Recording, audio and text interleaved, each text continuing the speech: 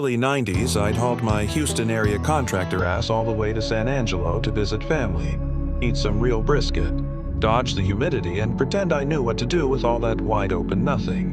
One sticky evening, my distant cousin Tammy, the absolute queen of wild children, decided I needed baptizing in true West Texas style. Tammy was a force of nature, tall, sun-kissed, with a mane of dark hair that looked like it had been through a tornado and won. Her boots were scarred from adventures no sane person would admit to. Her laugh could rattle windows, and her reputation. Let's just say she could have outdrank a frat house, outrode a bronc, and outcussed a drill sergeant, all before breakfast. She grabbed my arm with a grin that spelled trouble. "Come on, Tess. Time you saw a real ranch hand watering hole." We roared off in her jacked-up half-ton, kicking up dust down a gravel road that felt like it led straight off the edge of the earth. The place materialized out of the dark like a bad omen. A squat, weathered shack with a flickering bulb, and a parking lot full of muddy pickups boasting gun racks and bumper stickers that read like threats. And smack above the door, in bold letters that screamed, "Enter at your own risk," we tuned dial 911, complete with a revolver silhouette, just to make sure the city slicker got the memo. I froze. "Tammy, this is how horror movies start. Or Tarantino flicks." She just cackled, shoved me through the creaky door, and hollered, "Move it, Buttercup." The second we crossed the threshold, time stopped. Like, literally. The jukebox choked mid-twang. Pool balls hung suspended like they'd seen a ghost. Conversations vaporized. 24 pairs of narrowed weathered eyes, under hats pulled low, faces carved from years of wind and whiskey, swiveled toward us in perfect, terrifying unison. Ranch hands in faded pearl snaps, big old boys with arms like bridge cables, a couple of roughnecks still dusty from the fields. The bartender, a bearded giant who could have bench-pressed my truck, gripped a rag like it was a lifeline. In my panicked brain, that damn eerie Indian flute from every old Western showdown started whistling. Deedle-dee-dee-dee. Building to the inevitable draw. I could practically smell the gunpowder. The uninvited thought, "Well, shit, guess we're doing this," ran through my head as my life flashed.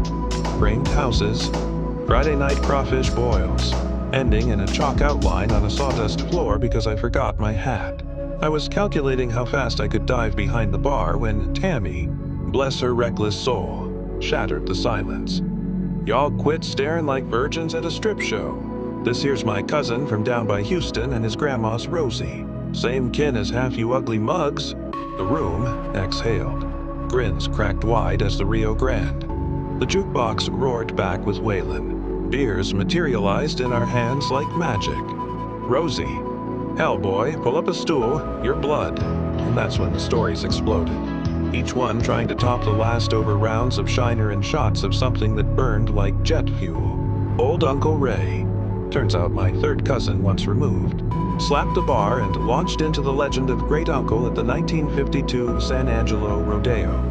That stubborn son of a bitch drew a bronc named Widowmaker, meanest horse this side of hell. Bucked so high folks swore he touched the clouds. He stuck like glue for 7 seconds. Then the 8th. Well, he flew farther than most airplanes, landed in the clown barrel, popped out cussin', had still on, and demanded a rerun. Judges gave it to him just to shut him up, and he covered the bastard clean. Then Cousin Buck chimed in about Antler Lean, wilder than Tammy on a bad day, who bulldog steers in the 60s when women weren't supposed to.